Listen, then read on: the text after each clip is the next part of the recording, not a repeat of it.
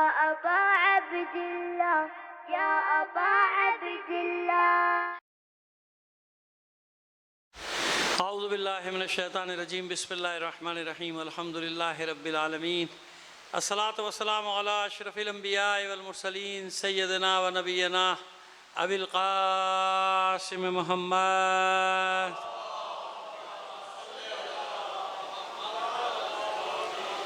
وآلہ الطیبین الطاہرین المعصومین ولعنۃ اللہ علی اعدائہم مجمعین من الآن الی قیام یوم الدین. اما بعد فقد قال اللہ تعالی فی کتابہ المبین وہو اصدق القائلین وقولہ الحق. بسم اللہ الرحمن الرحیم. ان الذین اوتوا العلم من قبلہ واذا یتلی علیہم یخرون للاذقان سجدا. صلوات بھیجیے محمد آل محمد پر.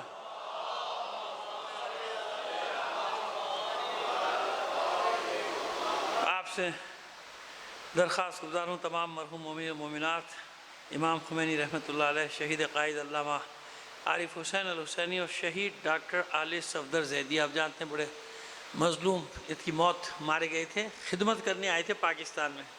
پتہ نہیں کیا ان کے دماغ میں آ گئی تھی کہ پاکستان کی خدمت کرنا ہے. خدمت کرنے کے جذبے سے آئے تھے اور یہاں آ کے انتہائی پست لوگوں کے ہاتھوں، ہمیشہ یہ ہوتا ہے کہ بہت قابل لوگ تاریخ میں پست لوگوں کے ہاتھوں، جن کا کوئی نام و نسب نہیں ہوتا، ان کے ہاتھوں مار دیے جاتے ہیں. تو انہی میں سے ایک یہ ڈاکٹر سید آل صفدر زیدی صاحب تھے، ان کا شہادت ہوئی تھی. بچوں کو اس لیے بتا رہا ہوں کہ بہت کافی پرانی بات ہوگی، بچوں کو تو معلوم بھی نہیں ہوگا. بہرحال یہ اتنا بڑا آدمی تھا کہ ادیب الحسن رضوی صاحب نے غالباً ان کو بلایا تھا خاص طور پہ خدمت کرنے کے لیے.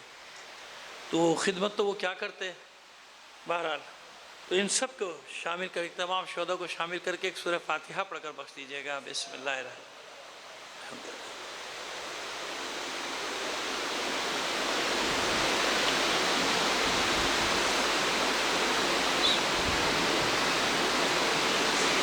ایک صلوات عنایت فرما دیجیے محمد آل محمد پر. اور ایک ہمارے اسلام آباد میں شہید کیے گئے تھے، بہت ہی قیمتی فرد تھے، شخص تھے، سیدین صاحب شہید کیا گیا تھا. ان کے صاحبزادے میں پڑھتے، پاسپورٹ ان کا امریکہ کا ہے.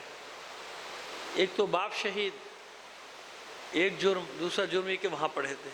لہذا آج کل وہ بہت مشکلات میں ہیں، وہاں بہت ہی زیادہ مشکلات میں. دعا کیجئے. ان کا نام ہے مزمل زیدی صاحب. دعا کریں پروردگار عالم بحق محمد و آل محمد، بحق ذکر حسین، بحق زہرا اولاد زہرا، ہمارے جناب مزمل زیدی صاحب کی مشکلات کو آسان کر دے، اور جہاں بھی مومنین پریشان حال ہیں ان کی پریشانیوں کو دور فرما دے، مومنین میں وحدت اور محبت پیدا کر دے. بس تمام مومنین کی صحت و سلامتی کے لیے بلند آواز سے ایک صلوات عنایت فرما دیجیے گا.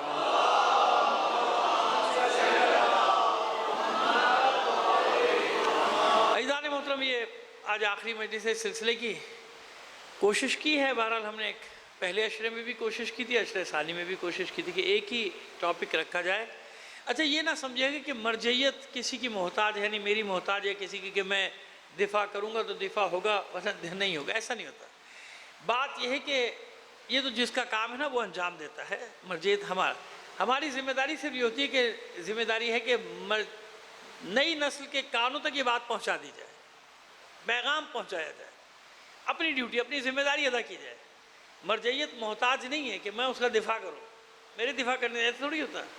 دیکھیے یہ ایسا ہے کہ جیسے پیغمبر ختمی مرتبت صلی اللہ علیہ وآلہ وسلم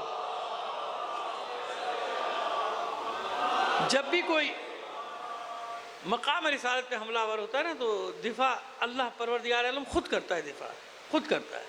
اللہ کو نہ مانے کوئی پرواہ نہیں، اللہ کو بھاگ کے کہاں جائے گا، اللہ کی حکم سے کہ جا سکتا ہے، کہیں بھی نہیں جا سکتا، لہذا کوئی جلدی نہیں ہے اللہ کو.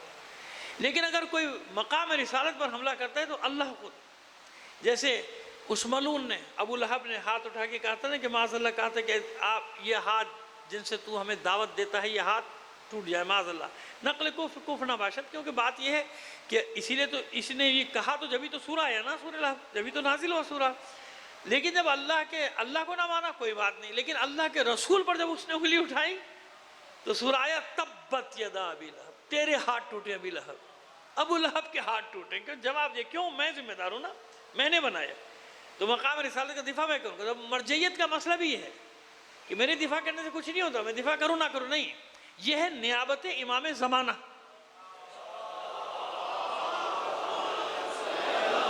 امام زمانہ انہیں نائب بنایا ہے امام زمانہ نے، لہذا جب بھی ان پر آنچ آتی ہے یقین جانیے، اس پر بھی کبھی اشرا پڑھ دیں گے زندگی رہی، کہ جب بھی ان پر آنچ ہے امام زمانہ نے آ کے ان کا دفاع کیا ہے.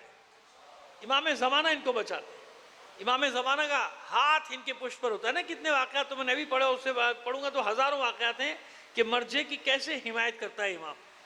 ایک جگہ اشتباہ ہوا تھا علامہ ہلی سے، دفنانے جا رہے تھے، سمجھیے کہ بچے سمیت، زندہ بچہ تھا، مردہ ماں کے دفنا دو. وہ زندہ تھا تو ہدایت ہو گئی تھی نا کہ بچا لیا تھا ان کو کہ ایسا نہیں کرنا، بچہ زندہ نکالو، بچے کو آپریشن کر کے پیٹ چاک کر کے بچہ نکالو پھر ماں کو دفناؤ. تو ڈر گئے تھے، فتویٰ دینا چھوڑ دیا تھا. علامہ ہلی نے فتویٰ دینا چھوڑ دیا، فتویٰ نہیں دیتے تھے ڈر کے مارے کہ غلطی نہ ہو جائے. تو پھر امام آئے، پھر امام نے بھائی فتویٰ کیوں نہیں دیتے ہو، فتویٰ دو. تو مولا بھی ڈرتا ہوں یہ غلطی. کہا کہ غلطی کیا مطلب، ہم ہیں نا، بچایا ہے نا. اصل مرجع کی پہچان ہوتی ہے. صلوات بھیجیے محمد آل محمد پر. ہم بچائیں گے، ہم بچائیں گے، ہم ہیں نا. فتویٰ دو لوگوں کے، جہاں بھی ایسا ہوگا آپ بچائیں گے. کاظمین انشاءاللہ آپ میں سے اکثر لوگ ہیں جو نہیں کہ پروردگار سب کو لے کے جائے. کاظمین میں زری کے گرد ذرا تھوڑا وقت دیا کیجئے، نوٹ کر لیا کیجئے. کاغذ پین، موبائل اگر نہیں لے کے جا سکتے وہاں تو کاغذ پین لے جائے کیجئے، لکھا کیجئے کچھ لوگوں کے نام. وہاں پہ ایک قبر ہے شیخ مفید رحمۃ اللہ علیہ، جن کا میں نے پہلی یا دوسری مجلس میں یہاں یا جہاں میں نے ذکر کیا تھا پہلے اشرے میں، وہاں تفصیل سے ذکر کیا تھا شیخ مفید کا. شیخ مفید کی قبر ہے. جانتے ہیں شیخ مفید کون ہے؟ شیخ مفید وہ ہے جسے امام زمانہ جل اللہ تعالیٰ فرج شریف نامہ بھائی کہا ہے. صلوات بھیجیے محمد آل محمد پر. اپنا بھائی کہا ہے، معتمدی کہا ہے، اخی کہا ہے، میرا بھائی ہے، میرا معتمد ہے. اور یہ وہ ہستی ہے جس کے انتقال پہ امام زمانہ نے مرثیہ کہا ہے. لکھا ہوا ہے، موجود ہے تاریخوں. ایسے میں نہیں کہہ رہا ہوں، پورا موجود ہے اور وہاں لکھا ہوا ہے. ان کی قبر میں فریم میں لگا ہوا لکھا امام زمانہ. جس پر نوحہ لکھے، مرثیہ لکھے، وہ کتنا بڑا عالم ہوگا. جس کو اپنا اعتماد کہے کہ یہ میرا معتمد ہے، میرا اعتماد ہے. آپ سمجھ آ رہے ہیں کہ یہ مرجعیت کا دفاع میرا کام تھوڑی ہے. میں اپنی ڈیوٹی کر رہا ہوں، اپنے حصے کا کام کر رہا ہوں، تاکہ لوگوں تک بات کانوں میں کوئی یہ نہ کہے کہ ہمیں بتانے والا کوئی نہیں تھا. نہیں، اس کا دفاع کرنے والا خود وہ ہے جس کے یہ نائب ہے، اور کرتا ہے، ہمیشہ کرتا ہے. میں کتنی مثالیں دے چکا ہوں، اور پڑھنا شروع کروں گا تو نہ معلوم کہاں سے کہاں تک بات چلی جائے گی کہ امام نے کہاں کہاں کیسے کیسے اپنے غلاموں کا، اپنے نوکروں کا دفاع کیا ہے. علامہ ہلی جاتے تھے نا، ہلہ سے جاتے تھے کہاں؟ کوفے نماز پڑھنے. مسجد سہلا، وہی سہلا کا ہے نا کہ جو 40 رات نماز پڑھ لے وہاں، یعنی 40 یہ منگل و بدھ کی درمیانی شب، 40 شب بدھ یعنی شب چہارشنبہ، وہاں پہ دعا نماز پڑھ لے تو اس کو امام کی زیارت نصیب ہوتی ہے. تو علامہ ہلی ہلہ سے جاتے تھے، پیدل جاتے تھے، یعنی ایک دن پہلے ہی چلنا شروع کر دیتے کہ چلو پہنچ جاؤں، اور وہاں نماز پڑھتے تھے. 39 دن ہو گئے. اب بتا رہے ہیں کہ کیسے امام ہدایت کیسے کرتے نا اپنے نائبین کی، وہ بتا رہے ہیں آپ کو. 39 دن ہو گئے. جب 39 دن ہو گئے تو اب یہ بڑے خوش جا رہے تھے کہ آج 40واں دن ہے انشاءاللہ، آج کے بعد امام کی ہدایت سے. جب جا رہے تھے تو ایک اور ساتھ مل گیا، یعنی ان سے تو عمر میں چھوٹے ہی، لیکن جوانی کی حد سے ذرا سا 35-40 سال کا شخص. دیکھا تھوڑی دیر گفتگو کے بعد اندازہ ہوا کہ یہ تو بہت قابل ہے بھائی. اب تو تھوڑی دیر بعد اور تھوڑی دیر بعد یہ حالت ہوئی کہ اب یہ شاگردوں کی طرح سوال کرتے تھے، وہ جواب، ہر سوال کا جواب ایسے جواب ملا. پریشان علامہ ہلی کہ اتنا بڑا عالم اور مجھے نہیں معلوم. جس سوال کا جواب دیتا ہوں ایک دم جواب، جو سوال کرتا ہوں ایک دم جواب. پھر انہیں یاد آیا ایک مسئلے نے ان کو تنگ کیا ہوا تھا. ایک مسئلے نے ان کو، آپ نے سنا ہوگا لیکن میں بتا رہا ہوں کہ دیکھیے امام کی تائید مرجع کو کیسی ہوتی. مرجع تقلید کے ذہن میں ایک سوال تھا، اس کو جواب نہیں مل رہا. اور سوال کیا تھا؟ یہ روایت پڑھی تھی امام علی رضا علیہ السلام کی، صلوات بھیجیے. حدیث ہے نا، یہ جناب ان کے جو شاگرد ہیں فضل ابن شاذان جو صحابی ہیں، ان سے بھی ہے، دیگر سے بھی ہے. امام کی 8ویں امام کی روایت ہے کہ من بکا ابکا و تباک علی الحسین فوجب لہ الجنہ. جو حسین پر روئے، رلائے یا رونے جیسی شکل بنا لے تو کیا ہو جائے گا؟ اس پر جنت واجب توجہ سے سنیے گا، من بکا او ابکا او تباکا علی الحسین فوجب لہ الجنہ، روئے، رلائے یا رونے جیسی شکل بنائے جنت واجب. یہ نہیں سمجھ میں آتا تھا علامہ علی، یہ کیسے ہو سکتا ہے بھائی، یہ کیسے ہوگا؟ یہ سوال تنگ کیا تھا. لیکن جتنا چھانٹتے تھے حدیث مستند، جتنا بھی چھانٹتے تھے، جتنا دیکھتے تھے پرکھتے تھے حدیث اپنی جگہ صحیح ہے. میں پھر عرض کر رہا ہوں کہ بڑوں نے یہ واقعہ بہت بار سنا ہوگا، لیکن یہ جو میرے سامنے بچے بیٹھے ہیں نا، ان کے لیے تکرار ان واقعات کی ضرورت ہے تاکہ ان کی کانوں میں، اور پھر کیونکہ میرا موضوع بھی ہے نا، اس لیے میں اس واقعے کو لایا ہوں. کوئی وجہ نتیجہ کوئی دینا چاہتا ہوں آپ لوگوں کو. یہ سوال تھا جب یہ ایسا شخص ملا، اتنا قابل آدمی، اتنا قابل، تو پھر اب کہ بھائی ان سے وہ سوال کیا جائے. کہا کیا ایک سوال، اے فاضل جلیل، ایک سوال مجھے تنگ کرتا ہے، اس کا جواب نہیں مل رہا، آپ بتائیے، شاید آپ میری رہنمائی کر سکیں. پوچھو کیا سوال ہے؟ کہ سوال یہ ہے کہ یہ جو حدیث ہے من بکا ابکا تباک علی الحسین فوجب لہ الجنہ، یہ کیسے کہ روئے، رلائے یا رونے جیسی شکل بنائے؟ نفیس بھائی ہیں، دعا کریں، بیمار ہیں، میں نے پہلے بھی دعا کرائی تھی ان کے لیے، آپ لوگ دعا کریں بحق بیمار کربلا انہیں صحت کاملہ عاجلہ عطا ہو.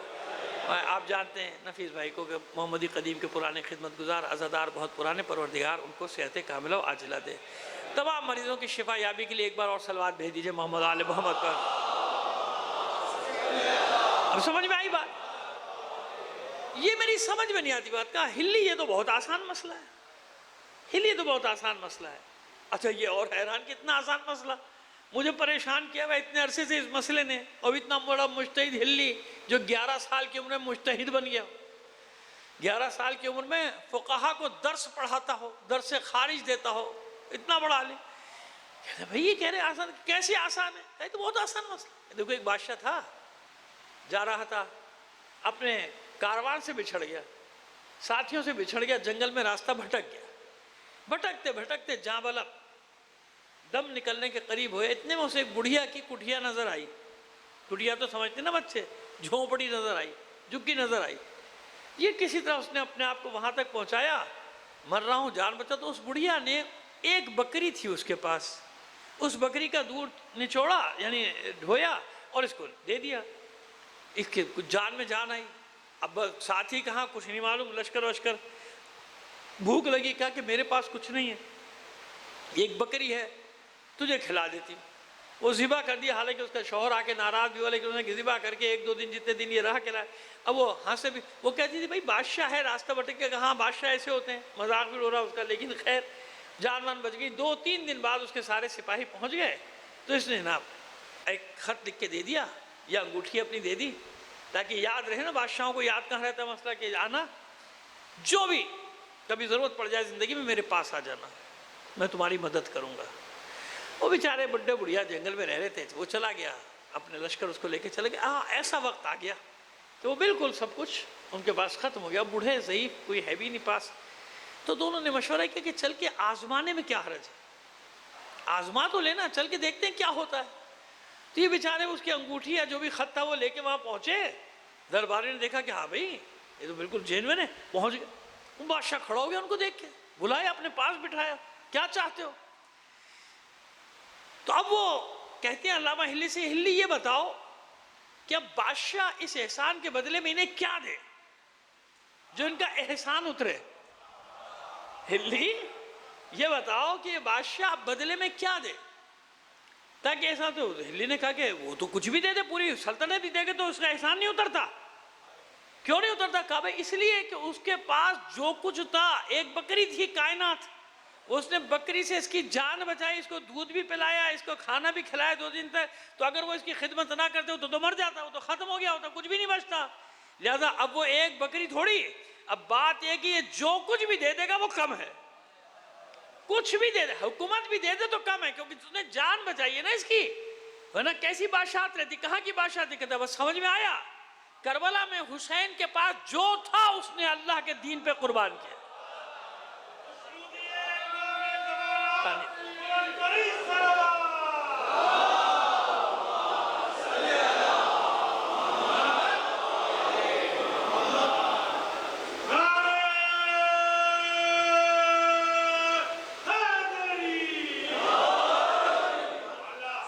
اتنی بلند آواز سے صلوات بھی نہ فرما دیجیے ایک. بات سمجھ میں آئی؟ یہ ایک بات بتائیے کہ ہلی کوئی مسئلہ تھوڑی ہے. اب بتاؤ کیا دے گا؟ جو ہلی خود کہہ رہے ہیں کچھ بھی دے دیں نہیں اترتا احسان. کیوں؟ اس کے بعد جو تھا دے دیا. وہ بڑھیا نے بیچاری نے کہا کیا ہے؟ کہ بس سمجھ میں آیا کربلا میں حسین کے پاس جو تھا اللہ کے دین کے لیے دے دیا. اب اس کے بدلے میں اللہ جو بھی دے دے گا کم ہے کیونکہ دین بچایا ہے نا. سب کچھ بچا لیا. 1,24,000 اللہ کے جو رسول تھے نبی تھے پیغمبر تھے 1,24,000 ان 1,24,000 پیغمبروں کی محنت کو بچائے. اب میں اس کی تشریح کرتا ہوں آپ کے سامنے اور بتاتا ہوں آپ کو تاکہ تھوڑا سا نصیحت بھی اپنے بچوں کو کر سکوں. ایسے ہی ہے نا. اب آپ بتائیے کہ پیغمبر ختم مرتبہ صلی اللہ علیہ وسلم نے فرمایا صلوات بھیجیے. اب وہ حدیث میں نہیں پڑھ رہا. بچوں کو یاد ہے کہ حسین مجھ سے میں حسین سے ہوں. ٹھیک ہے نا. کیوں؟ اب یہ بتائیے کہ اگر یہ واقع کربلا نہ ہو تو اسلام بچتا ہے؟ نہیں بچتا نا بھائی. سب جانتے نہیں بچتا. ہم نہیں کہتے دوسرے بھی کہتے کہ اسلام ختم ہو گیا تھا. اسلام کا فاتحہ ہو گیا تھا. اگر واقع کربلا نہ ہوتا حسین قربانی نہ دیتے تو کچھ بھی نہیں ہوتا. کچھ بھی واقعی نہیں بچتا جب اسلام نہ ہوتا. اب مجھے بتائیے ایک جنگ نہیں لڑی حسین نے. اب دیکھیے کون کون سی جنگیں لڑی ہیں حسین نے. کون کون سی جنگ لڑی ہے. میں اکثر یہ کہتا ہوں بعض مجالس میں یہاں شاید نہیں کہا کبھی بتاتا ہوں کہ ولایت کا سب سے بڑا معرکہ حسین نے لڑا ہے کربلا میں. سمجھ گئے؟ ولایت علی کا. ابھی دلیل دے رہے نا. ابھی دلیل دیتے ہیں. کیا ہوتا تھا بنی امیہ کے دور میں؟ منبر سے مولا پہ سب و شتم ہوتا تھا. ایسا ہے نا سب و شتم. ہم پر الزام لگاتے ہیں تاریخ تو پڑھا کرو کس نے تبرہ شروع کیا تھا اور کس پہ شروع کیا تھا. اب یہ اللہ کی لاٹھی بھی آواز. ہاں شروع کسی نے کیا تھا ہے نا. ہم نے نہیں شروع کیا بھائی. تاریخ تو پڑھو کس نے شروع کیا. ہر تاریخ ایک ہی بات کہے گی کہ بنی امیہ نے شروع کیا بنی امیہ نے شروع کیا بنی امیہ نے شروع کیا. اب یہ اور بات ہے کہ پلٹ کے جب قدرت نے کیا تو بلبلاتے پھر رہے ہو. ہم کیا کریں؟ ہمارا قصور کوئی نہیں ہے بھائی. نہ شروع کرتے نہ یہ ہوتا. 90 سال ہوتا رہا. وہ 90 سال کی جگہ اب جب تک دنیا ہے کب تک ہے ہمیں کیا معلوم کب تک ہے بھائی. اب لڑتے رہو جاؤ FIR کٹواتے رہو. ہم تو منع ہی کرتے رہتے ہیں لوگوں کو بھائی کچھ نہ کہو. لیکن اب کیا کیا جائے؟ سمجھ میں آ رہی ہے بات. تو اب یہ سب و شتم ہوتا تھا. حسین نے گھیرا. یہ جملے تو میں کہہ چکا کئی بار. حسین نے گھیرا کربلا میں پوری یزیدیت کو اپنے حصار میں لیا. کربلا میں پہلے تو گھیرا نا کہ پوری یزیدیت کو گھیر کے لاؤ. پہلے یہ الگ الگ میدانوں میں آتے تھے بھاگ جاتے تھے ہے نا. اب دیکھیے میرے ساتھ اشاروں میں چلیے گا ہے نا. پہلے الگ الگ میدان میں آتے تھے اپنی مرضی کا میدان چنتے تھے بھاگ جاتے تھے. شکست ہوتی تھی بھاگ جاتے تھے پھر دوبارہ کہیں اور نمودار پھر ادھر نمودار. حسین نے کیا کیا؟ پوری یزیدیت کو ایک جگہ پہ گھیرا سمیٹا کہ پہلے یہاں تو آؤ نا. یہاں آؤ تو صحیح. وہاں پہ گھیر لیا پوری یزید. اعتراف جرم کس نے کروایا تھا؟ بڑے بھائی نے ہے نا. امام حسن مجتبیٰ نے اعتراف جرم لکھوا لیا تھا نا. بعد میں بے شک ٹھاڑا لکھوا تو لیا. تاریخ میں تو آگے کہ ہاں میں کرتا تھا سب و شتم. اب یہاں حسین سزا سنانے جا رہا ہے. کیا سزا سنائی؟ سنو. تبرہ نہیں ہے سزا. تبرہ نہیں ہے. سزا کیا سنائی؟ میرے بابا پہ سب و شتم کرتے ہو. میرے بابا کو برا بھلا کہتے ہو ممبر سے. حسین اب کربلا کے بعد ممبر دے گا. ایسا ممبر دے گا قیامت تک اس ممبر سے فضائل میرے بابا کے ہوں گے.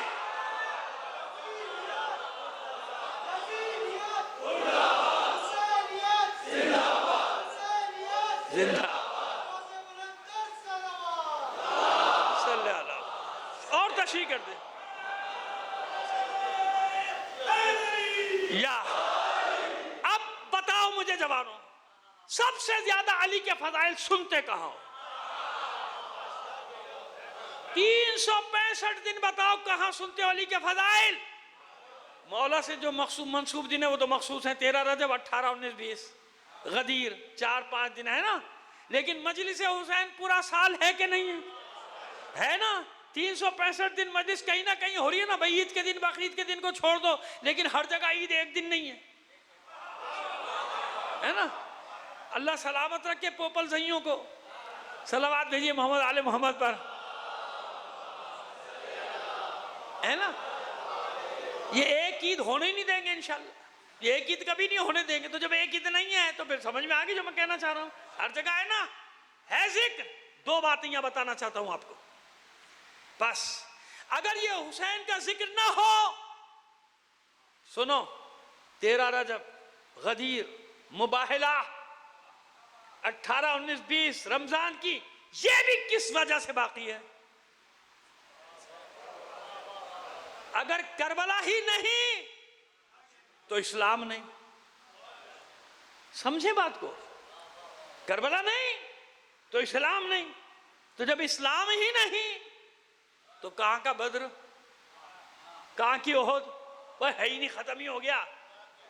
تاریخ میں کہیں 2-4 صفحے میں لکھ دیا جاتا ہے بھئی اسلام نام کا آیا تھا ایک مذہب اور یہ ہوا ختم ہو گیا. فضائل پر جب بچے ہی نہیں تو فضائل کیسے؟ کچھ بچا نہیں بچا. سوچنا میں کیا کہہ رہا ہوں. شب ہجرت، ذوالعشیرہ، بدر، احد، خندق، خیبر، فتح مکہ، حنین، مباہلہ، غدیر، کہیں تک چلے جاؤ، یہ سب سنتے کہاں ہو؟ معلوم وقت یا حل. سمجھ میں آیا حسین کون؟ یہ حسین ہی تو ہے جو بچا رہا ہے سب. کیونکہ اسلام نہ ہوتا تو کہاں غدیر، کہاں مباہلہ. اب سمجھ میں آیا؟ یہ حسین ہے. حسین زیادہ بہکنے کی کوشش مت کرنا، ادھر ادھر مت جانا. صرف رسول نہیں، جتنوں کے بھی ذکر ہیں، 1,24,000 انبیاء کے ہوں یا 12 اماموں کے ہوں، یہ سب ذکر زندہ رہے. اسی لیے رسول نے کہا کہ میں حسین سے ہوں. اب مطلب سمجھ میں آیا اس کا؟ اب مطلب سمجھ میں آیا اس ایک لفظ کا؟ وَأَنَا مِنَ الْحُسَيْن کا مطلب سمجھ میں آیا کیا ہے؟ یہ مطلب ہے کہ رسول ہے تو سب کچھ ہے. رسول ہے تو علی ہے، رسول ہے تو ذوالعشیرہ ہے، رسول ہے تو شب ہجرت ہے، رسول ہے تو بدر، احد، خندق، خیبر، مباہلہ، غدیر. یہ سب اگر رسول ہے تو ہے. اور رسول کس سے ہے؟ حسین سے.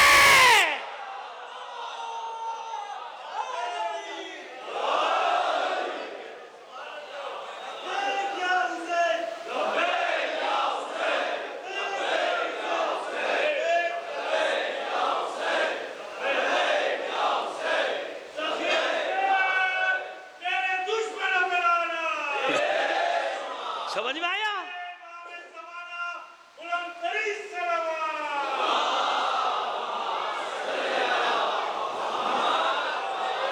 سمجھ میں آئی بات؟ حسین کون؟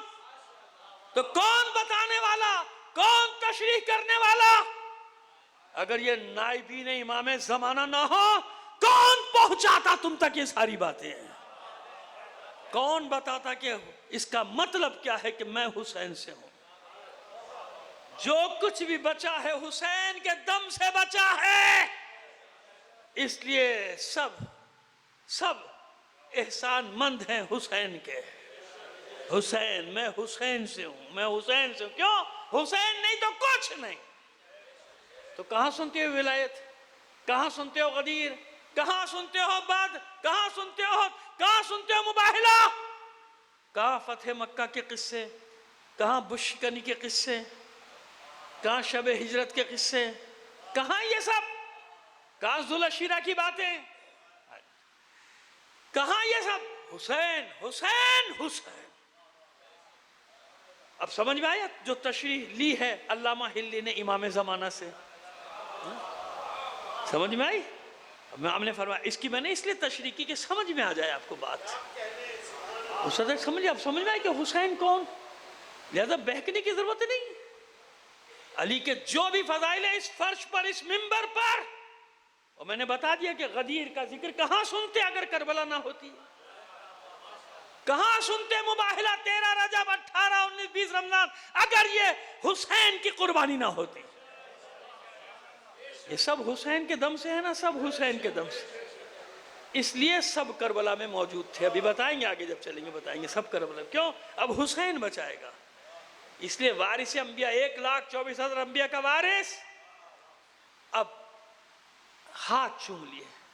منزل بھی وہ آ گئی کہ اب علامہ ہلی کو ادھر جانا ہے اور ساتھ آنے والا کہہ رہا ہے کہ اب تم جاؤ اب میرا دوسرا راستہ ہے.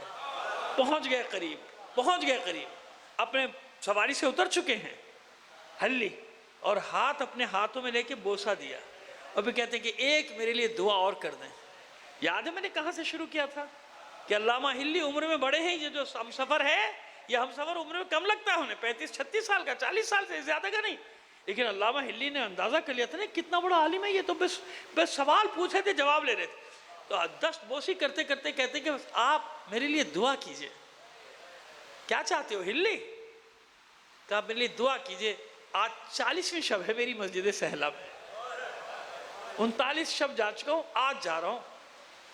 بس آپ دعا کیجئے مجھے امام زمانہ کا دیدار ہو جائے مجھے امام زمانے کی زیارت ہو جائے. مسکرا کے اس شخص نے کہا ہلی کیا چاہتے ہو؟ اس سے زیادہ قربت اور کیا ہوگی کہ تمہارے امام کا ہاتھ تمہارے ہاتھوں میں ہے. سمجھ میں آئی بات؟ یہ ہوتے ہیں نائبین. سوچ کے زبان کھولا کرو اور جو زبان کھولے اس کے ہاتھ جوڑ لیا کرو اور چلے جائے کرو وہاں سے کہ بھائی ہمیں گناہگار مت کر. تجھے جو بولنا تھا ہاں تو بڑا قابل ہوگا. خدا کے بندو کچھ تو خیال کرو. یہ وہ نائبین امام زمانہ جن پہ امام فخر کرتا ہے. سمجھ میں فخر کرتا ہے کہ میرے بازو ہیں یہ میری قوت ہے. کیونکہ تعلیمات تو یہ پھیلا رہے ہیں نا. اے بچوں خیال رکھنا یہ بڑا عجیب و غریب زمانہ جا رہا ہے نا. گلی گلی گلی گلی پہلے تو تھا شہر سے نہیں گلی گلی میں بہکانے والے عجیب عجیب شکلوں میں اور پرکشش چیزیں لے کر آئے. ان کی پوری کوشش ہے کہ کسی طرح بازار عکاس بنا دو. کچھ بدبخت پوری کوشش کر رہے ہیں. میری بات یاد رکھنا پوری کوشش کر رہے ہیں منصوبہ بندی کے ساتھ ہے کہ کسی عبادت کو میلہ بناؤ. کیا بناؤ؟ مت ڈرو میں کہہ رہا ہوں یہ پورے پلان کے ساتھ ہے منصوبہ بندی کے ساتھ کہ تمہاری سب سے بڑی عبادت کے تقدس کو پامال کر دیا جائے. یہ پورے چکر میں جیسے حج کو تباہ کر کے بازار عکاس بنایا گیا تھا نا. میلہ لگا ہوا لوگ تفریح کے لیے جاتے تھے. تفریح کے لیے یہاں یہ ملے گا وہاں وہ ملے گا وہاں وہ ملے گا وہاں وہ ملے گا. کہاں ہے عبادت؟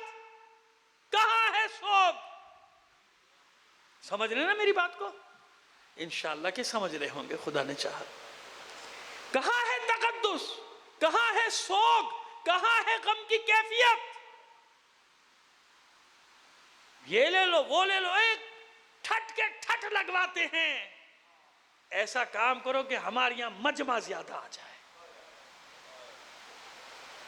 پانی ہی تو پلانا ہے پلا دو لوگوں کو. جاؤ ان غریبوں کی بستیوں میں جاؤ جو انتظار کرتے کہ کب محرم کا مہینہ آئے گا کب حسین کے نام پہ ہمارا پیٹ بھرا جائے گا. قسم کھا کے کہہ رہا ہوں یہ ہے تبرک کی حکمت. یہ ہے تبرک کا فلسفہ. نمائش کے لیے نہیں ہے دکھاوے کے لیے نہیں ہے. جاؤ ان علاقوں میں جاؤ تھر میں جاؤ لے جاؤ حسین کے نام کی سبیلیں لگا دو.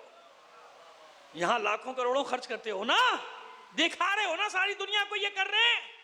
اٹھاؤ یہاں سے جاؤ لے جاؤ ان غریبوں کے پاس.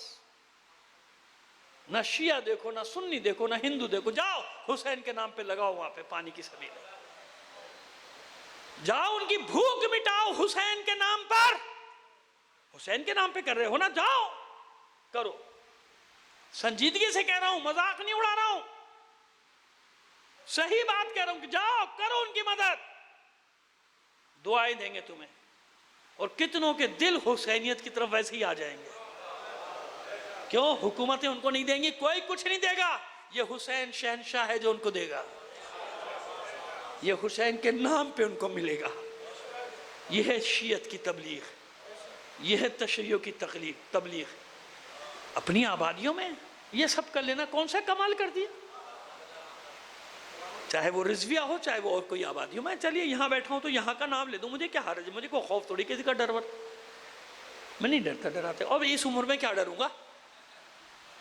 اس جو ڈرنے کے دن تھے کہ جوانی کے، جب نہیں ڈرے، اب کیا ڈریں گے؟ اب تو پتہ ہی نہیں کب نکل جائیں آگے، کو پتہ ہی نہیں راستے کا۔ صلوات بھیجیے محمد آل محمد پر۔ بات سمجھ میں آئی؟ وہاں لگاتے ہیں نا تو مہمانوں کے لیے لگاتے ہیں، ہم مہمان ہوتے ہیں زائر، دنیا بھر کے مہمان آئے ہوئے ہوتے ہیں، وہ مہمانداری کر رہے ہوتے ہیں ہماری۔ کیوں؟ حسین کا حکم ہے کہ کربلا میں جب میرے زائر آئیں تو ان کی مہمانداری کرو۔ سمجھ میں آ رہی ہے بات؟ سب کچھ اللہ نے یہاں پہ دیا ہے، شہروں میں ہے نا سب کچھ، ہاں لگاؤ، سبھی لگاؤ، پانی کی بھی پانی بھی پلاؤ، جو پلانا ہے پلاؤ، سب کچھ کرو۔ لیکن معلوم ہوا کہ جلوس تو ایک جلوس آگے گیا، ایک وہ 250 500 ٹرک ادھر چلے جا رہے ہیں۔ کیا ہو رہا ہے یہ؟ ہاں کہیں گے مجھے لوگ بھائی برا بلا کہ کہو بھائی، پہلے کہتے ہیں اور 2-4 اور کہہ دو، زیادہ کہہ دو۔ اب میں بھی پروف ہو چکا ہوں ساری ہر چیزوں سے، اتنی میں نے زندگی گزار دی، مجھے کوئی پرواہ نہیں ہے۔ نہیں ایسا نہیں کرو، حسین کے نام پہ، حسین کے نام۔ ابھی دیکھا کووڈ میں علماء نے کیا کیا؟ وہ تو مہمانداری کی بات تھی نا، غریبوں کی مدد کی بات، جا کے دیکھیے کہ علماء نے کیا کیا۔ پورے گوداموں میں راشن بھر دیے، پہلے بھر دیے۔ بعض لوگ یہ سمجھ رہے ہیں دیکھو مولویوں کے ذخیرہ اندوزی کر رہا ہے، مولویوں کے مجتہدوں کے، دیکھو اس کے گوداموں میں کتنا مال بھرا ہے۔ جب اتنا ہو گیا کہ ہاں اب ہر گھر میں اس بستی کے کم سے کم 1 مہینے کا راشن جائے گا، عزت کے ساتھ ہاتھ جوڑ کے ان کے گھروں میں کیا کہہ کے جا رہے ہیں؟ یہ 13 رجب کی عیدی ہے۔ ورنہ نمائش نہیں لگا سکتے تھے، وہ بھی نمائش لگا سکتے تھے نا، نمائش نہیں لگائی انہوں نے۔ ان غریبوں کی بستی میں گئے، جانتے تھے کہ اس کووڈ کی وجہ سے ان پر کیا گزر رہی ہے، کارخانے بند ہو گئے، ان کی مزدوری ان کو نہیں مل رہی، کچھ نہیں مل رہا۔ اسی طرح مشہد میں میں نے دیکھا کہ جناب خادمان امام رضا مزدوروں کو سڑکوں سے اٹھا رہے ہیں، آؤ بھائی مزدوری کیا، آؤ تمہیں مزدوری دیتے ہیں، سب کچھ ہے، ریکارڈ میں موجود ہے، اب دیکھ لیجئے گا۔ یہ تو میں نے پہلی مثال عراق کی دی کہ علماء نے کیا کیا، کرتے رہے راشن۔ جب 1 مہینے کو ایک بستی میں گئے، کئی دیے مولا کی طرف سے، 13 رجب ہے، لے جاؤ 1 مہینے کی دی، اور خوش ہو رہے ہیں۔ اب کوئی بھیک تو نہیں ہے نا، جانتے ہو نا کہ مولا کا تبرک لینے والا فخر سے لیتا ہے، مولا کا لینے والا سر اٹھا کے لیتا ہے، دینے والا سر جھکا کے دیتا ہے نا ایسے ہی۔ تو مشہد کے امام رضا علیہ السلام کے خادموں نے کیا کیا؟ نکل گئے گاڑیوں، مختلف علاقوں میں جہاں مزدور جیسے بیٹھتے ہیں ہمارے یہاں مزدور، سب کو مزدوری، ہاں مزدوری آ جاؤ بس۔ اب وہ حیران، ان کو سب کو لے آ کے بہت بڑے جیسے اسٹیڈیم ٹائپ کے ہوتے ہیں نا بڑے بڑے، وہاں لے جا کے بٹھانا، وہ حیران کب کہا ہاں ابھی ہے نا مزدوری، بیٹھو ابھی تم سے کام لیں گے۔ سب جتنے مزدور سے مشہد کی سڑکوں سے اٹھائے، صرف مزدور، پیٹ بھرے نہیں۔ یہاں پیٹ بھروں کو کھلائے جاؤ، اس نے اس کو کھلا دیا، اس نے اس کو کھلا دیا، مولا کی نیاز ہو گئی، جاؤ۔ صلوات بھیجیے محمد آل محمد پر۔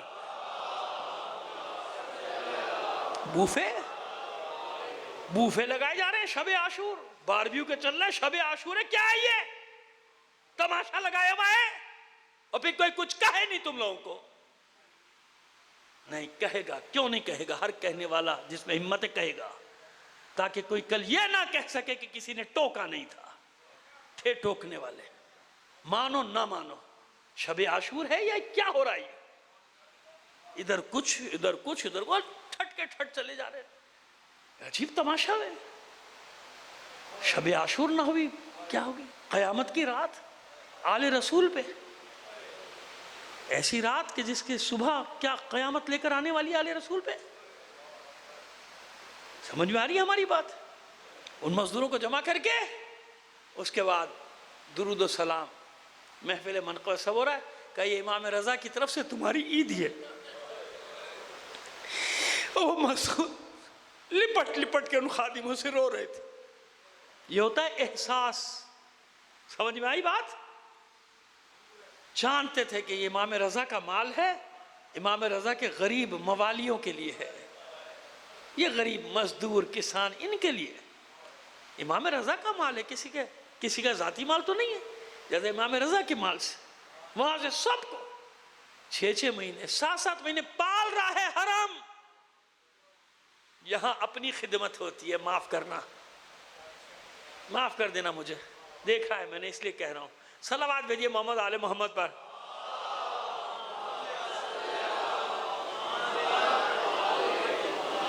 زبانیں کھول دیتے ہو کہ کروڑوں اربوں خمس کا لے جاتے ہیں. جا کے تو دیکھو وہ کیسے رہتے ہیں، کہاں رہتے ہیں. انہیں اس سے غرض ہی نہیں ہوتی. وہ تو اس ہاتھ سے لیتے ہیں، اس ہاتھ سے دے دیتے ہیں. اور کتنوں کو وہ حکم دیتے ہیں کہ جاؤ اسکول بناؤ، ہماری طرف سے اجازت ہے، جاؤ بناؤ. کیا سمجھا تم نے مراجع کو؟ اگر وہ نہ ہوتے کیا ہوتا؟ اب سنو، وہ کہتے ہیں نا کہ ان میں اختلاف ہوتا، کوئی اختلاف نہیں ہوتا. اختلاف اختلاف اختلاف 2-3% مسائل میں اختلاف کو تم کہتے ہو اختلاف. اب سنو مرجعیت کسے، آخری بات آج کی سن لو، کیونکہ اب تو مجھے سمیٹنا تھا نا بیان. کیا ہے مرجعیت؟ سنو، اب تمہیں بتاتا ہوں مرجعیت کی ہم آہنگی کیا ہوتی ہے.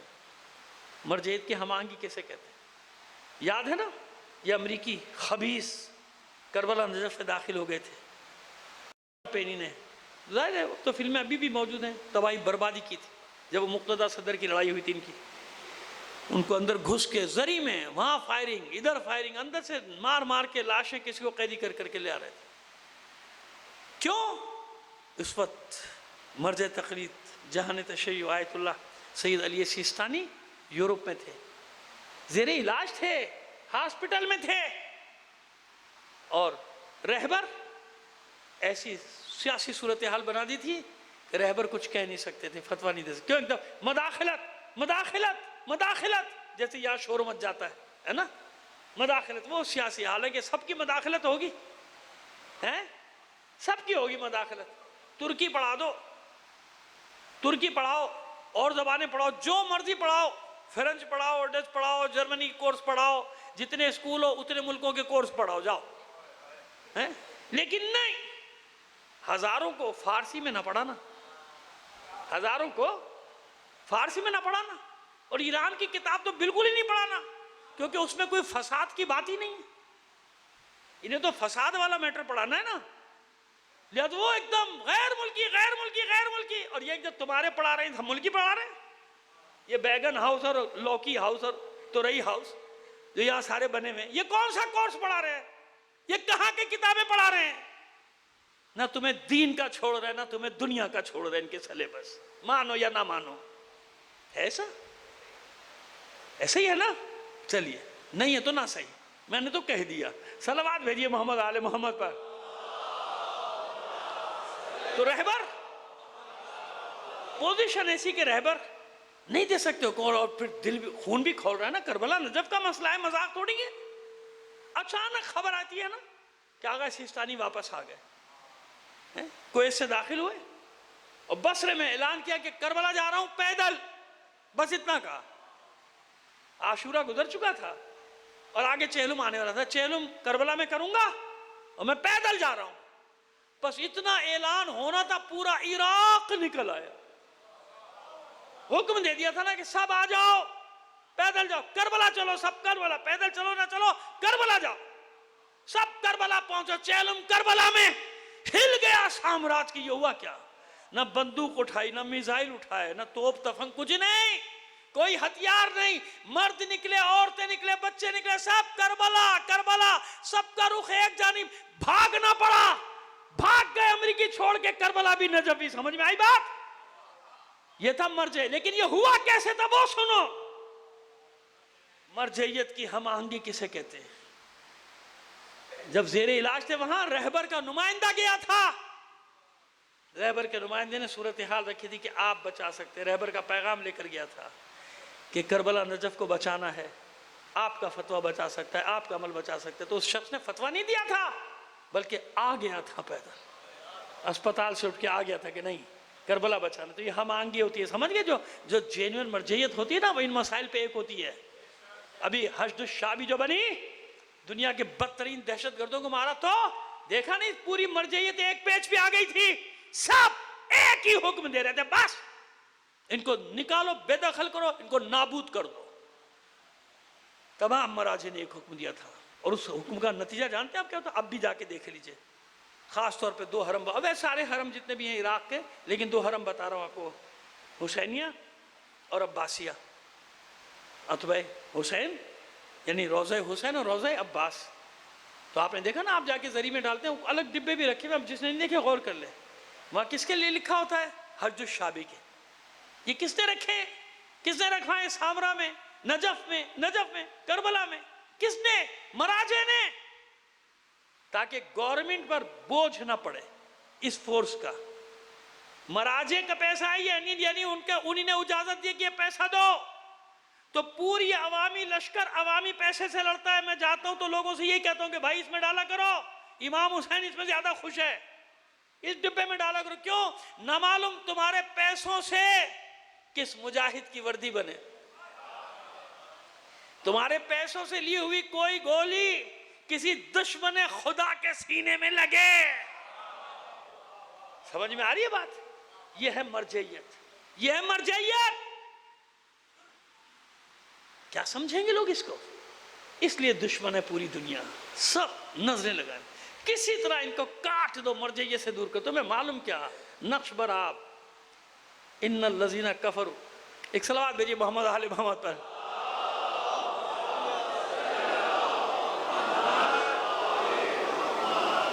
یہ کیا کرتے ہیں؟ اکٹھا کرتے ہیں مال، اور اپنا مال اکٹھا کرنے کے بعد لگاتے ہیں اسلام کے خلاف، اور قرآن ان کے لیے کچھ اور کہتا ہے۔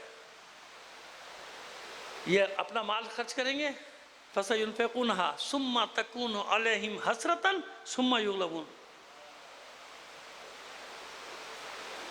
مال خرچ کریں گے کروڑوں اربوں کھربوں، اور پھر حسرت سے اپنے مال کو ڈوبتے ہوئے دیکھیں۔ بس آ رہا ہے وہ زمانہ، آ گیا، کئی جگہ ان کا مال ڈوب گیا۔ ابھی آخری مارکہ باقی ہے، تیار رہو۔ خیر یہاں کیا تیار ہونا، لیکن بہرحال پیغام پہنچانا ہمارا فرض ہے۔ صلوات بھیجیے محمد آل محمد پر۔ سمجھ میں آگئی بات؟ یہ ہے نائب امام، جس کے مقام کا دفاع خود امام زمانہ کرتا ہے۔ میں نے بنایا ہے، میرا نائب ہے، لہذا دفاع بھی وہی کرے گا۔ مقام اس نے دیا ہے، اور جس زمانے میں جس کو دے دیا یہ مقام، یہ ہے مرجعیت، جو ہر زمانے میں مکتب کا دفاع کر رہی ہے، بچا رہی، اپنی جانیں دے رہے ہیں، اپنے لہو سے تشیع کی تاریخ لکھ رہے ہیں، اپنے لہو سے تمہیں زندگی دے کے جا رہے ہیں، خود قربان ہو رہے ہیں۔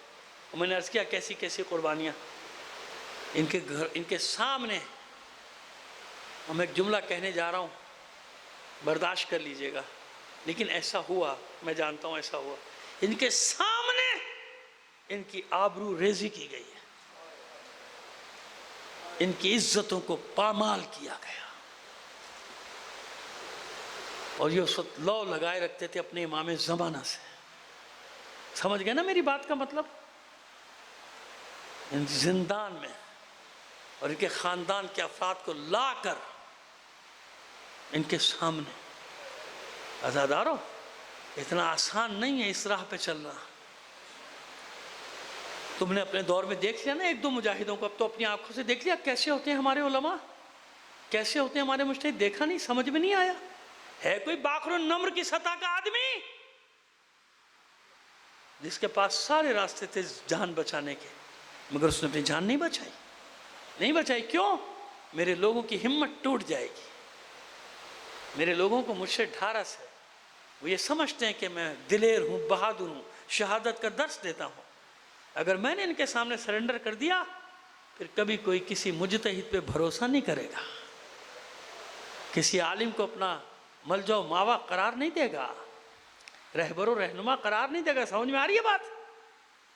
معلوم تھا اسے مرنا تو ہے، معلوم تھا، یقین کی بات ہوتی نا، معلوم سب کو ہے، لیکن یقین چند لمحے کی تکلیف ہوگی نا، ایک تلوار چلے گی 1-2 لمحے، 1 لمحے میں میری گردن الگ، لیکن یہ ہوتا ہے یقین کہ میں حق پر ہوں، میں سچ پر ہوں، ادھر میری گردن کٹی، ادھر میرا سید و سردار مجھے لینے آ جائے گا۔ میرا آقا مولا حسین مجھے لینے کے لیے آ جائے گا، حسین کی آغوش میں جاؤں گا میں۔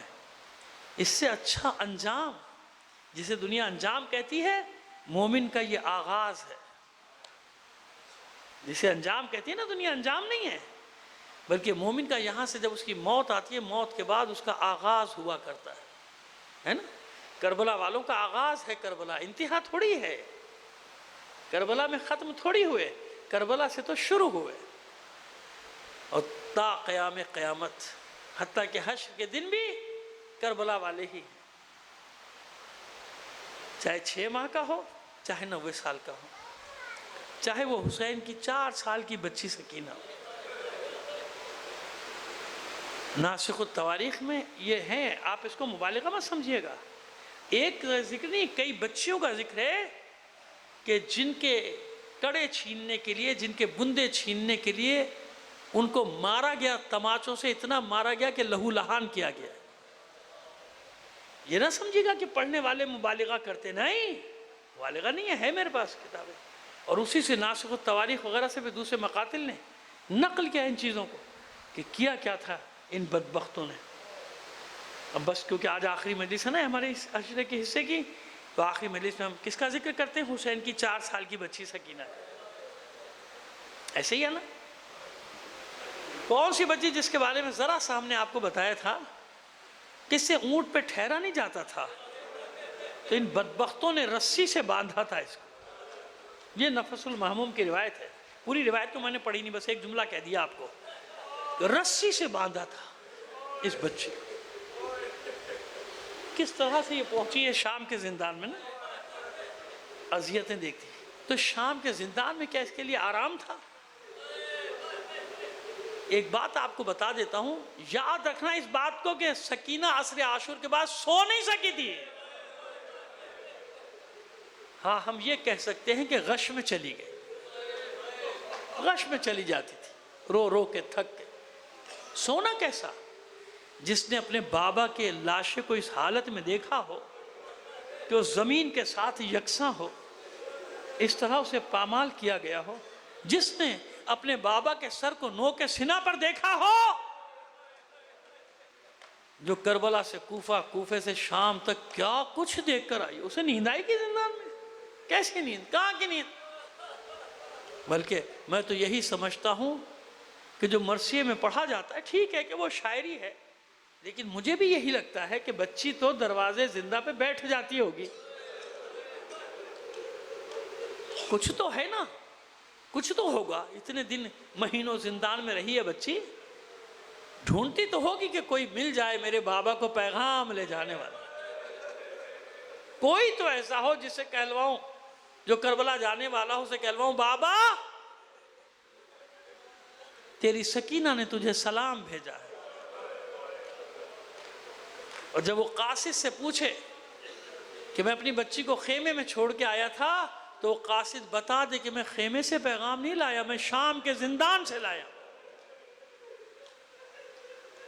شام کے زندان میں ہے بچی، سورج غروب ہوتا ہے اور بچی کا گریہ شروع ہوتا ہے، پھر روتے روتے جب تھک جائے، ایسی ایک شب آئی، کہتے ہیں کہ 13 سفر کی شب، بعض جگہ لکھا ہے 10 سفر کی شب، بچی روتے روتے غش میں چلی گئی۔ مطمئن ہو گئے حرم کہ چلو تھوڑی دیر کے لیے اب یہ بچی آنکھیں بند ہوئی، سو جائے گی۔ کچھ ہی دیر میں بچی کی آنکھ کھلی، اس نے پہلے سے بھی زیادہ دردناک انداز میں گریہ شروع کر دیا، رونا شروع کر دیا۔ ماں نے آغوش میں لیا، میری بچی، جگر چھلنی ہوا جاتا ہے، کلیجہ حلق کو آیا جاتا ہے، نہ رو ایسے۔ کہا اماں میں کیوں نہ رہوں، ابھی تو بابا میرے پاس بیٹھے۔ زینب نے اپنی گود میں لیا، سینے سے لگایا، میری بچی سکینہ، سکینہ بس کر، نہ رو۔ پھوپھی اماں ابھی تو بابا مجھ سے کہہ رہے تھے سکینہ ہم بھی تمہارے بغیر بہت بے قرار، سکینہ آؤ، ہم تمہارے بغیر نہیں رہ سکتے۔ سید سجاد نے اپنے پاس بلایا، اپنی بہن کو تسلی دیتے ہیں، اور سکینہ کہتی بھیا بس ایک بار بابا کا سر منگا دو، وعدہ کرتی ہوں پھر نہیں رہوں گی، ایک بار مجھے بابا سے ملا دو۔ عجیب انداز میں بچی بیان کرتی ہے، حرم نے رونا شروع کر دیا، گریے کی آوازیں بلند ہوئیں، داروغہ زندہ کو بھیجا گیا خبر لینے کے لیے کیا ہوا زندان میں۔ آج ہر روز سے زیادہ گریہ ازاری ہو رہی ہے۔ جب اس نے آگے سوال کیا تو سیدھے سجاد نے آگے بڑھ کر کہا، بھائی آج میری بہن کی حالت بہت خراب، ہو سکے تو تھوڑی دیر کے لیے اس کے بابا کا سر لا دو، خاموش ہو جائے گی، پھر نہیں روئے گی۔ بچی میں ترس کھا کے نہیں، اپنے چین اور سکون کے لیے حکم دیا گیا کہ سر حسین زندان میں لے جایا جائے۔ سر حسین لایا گیا، سیدے سجاد کے حوالے کیا گیا۔ سیدے سجاد نے آنسوں کا نذرانہ دیا بابا کے سر کو، بوسے لیے سر کے، سینے سے لگایا، آواز دلو سکینہ بابا کا سر آ گیا۔ یاد کر رہی تھی سکینہ، سکینہ دیکھ بابا آ گئے، دوڑی ہوئی آئی بھائی، سید سجاد کے ہاتھ سے بابا کا سر لیا، گود میں لے کے زمین پہ بیٹھے، بوسے لے رہی ہے سر کے، رخساروں پہ رخسار رکھ دیے، منہ پہ منہ رکھ دیے۔ بابا بابا جب مجھے چھوڑ کر ہی جانا تھا تو مجھے ساتھ کیوں لائے تھے؟ بابا جب مجھے چھوڑ کر جانا تھا تو مجھے اپنے سینے پر سونے کا عادی کیوں بنایا تھا؟ بابا آپ تو چلے گئے، لیکن عصر عاشور کے بعد سے آپ کی بچی آج تک سو نہیں سکی، کیونکہ میں تو صرف آپ کے سینے پہ سونے کی عادی۔ بابا یہ میرے کان دیکھ رہے ہو، اب تک ان پہ خون جمع ہوا ہے۔ جب میں آپ کو پکارتی تھی شمر ملعون مجھے تماچے مارتا تھا، اس بے دردی سے میرے گوشوارے اس ملعون نے کھینچے تھے کہ میرے کانوں سے لہو ٹپکتا رہا بہت دیر تک۔ بابا اب آ تو گئے ہو، سکینہ تمہیں جانے نہیں دے گی، اور اگر جاؤ تو بابا اب سکینہ کو ساتھ لے کر جاؤ۔ سکینہ بین کر رہی ہے، بیویاں رو رہی ہیں، ماتم ہو رہا ہے۔ اچانک سکینہ کی آواز بھی بند اور آنکھیں بھی بند۔ ماں کے دل کو قرار آ گیا، میری بچی سو ہو گئی، پھپھی کو اطمینان ہو گیا، سکینہ سو گئی بابا کا سر پا کے۔ بس زندان میں ایک فرد ہے، سید سجاد۔ ادھر سکینہ کی آنکھیں بند ہوئیں، آواز بند ہوئی، سید سجاد اپنی جگہ سے کھڑے ہوئے کہتے ہوئے انا للہ و انا الیہ۔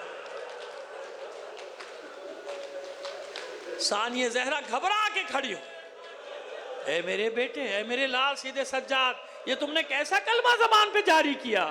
ابھی تو میری بچی سوئی ہے، ابھی تو میری بچی کی آنکھیں بند ہوئی ہیں۔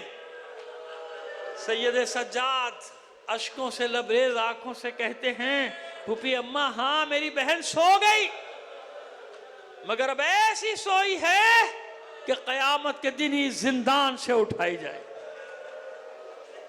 کوہرام برپا ہے حرم میں، سید سجاد نے اسی کرتے میں اپنی اس مظلوم بہن کو اسی زندان میں دفنا دیا۔ آنسوؤں سے تر کیا گیا قبر سکینہ کو، واقعہ کربلا تمام ہوا، ایک گھر ملا، اس گھر میں 3 دن عزاداری بھی ہوتی رہی۔ اب عاریہ تیار، بیبیاں سوار ہونے جا رہی ہیں، مدینے جانے کا سفر ہے، پہلے کربلا، کربلا سے مدینہ، یہ سفر درپیش ہے۔ سید زائنی ثانیہ زہرا نے بلایا سید سجاد کو، بیٹا تمہاری ماں ام رباب کا نہیں معلوم ہوتا، نہیں پتہ چلتا کہاں ہے تمہاری ماں۔ سید سجاد نے کہا پھوپھی اماں میرے پیچھے پیچھے آئیے، آگے آگے سید سجاد، پیچھے پیچھے ساری بیبیاں۔ کچھ دور چل کے ثانیہ زہرا فرماتی ہیں بیٹا یہ تو تم زندان کی طرف جا رہے ہو۔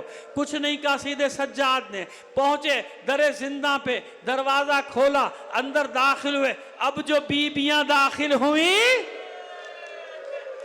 تو کیا منظر تھا، جناب ام رباب قبر سکینہ پہ ایسے چھا گئی تھی جیسے بچی کو گود میں لیا اور بین کریے میری بچی ہم آزاد ہو گئے، تو مدینے کو بہت یاد کرتی تھی میری بچی، تو نے سنا ہم مدینے جا رہے ہیں۔ اے میری بیٹی سکینہ، میں تجھے اس تاریک زندان میں اکیلا چھوڑ کر کیسے چلی جاؤں؟ اگر مدینے میں کسی بچی نے مجھ سے سوال کر لیا کہ میری بہن کو کہاں چھوڑ آئے تو تیری دکھیاری ماں اسے کیا جواب دے گی؟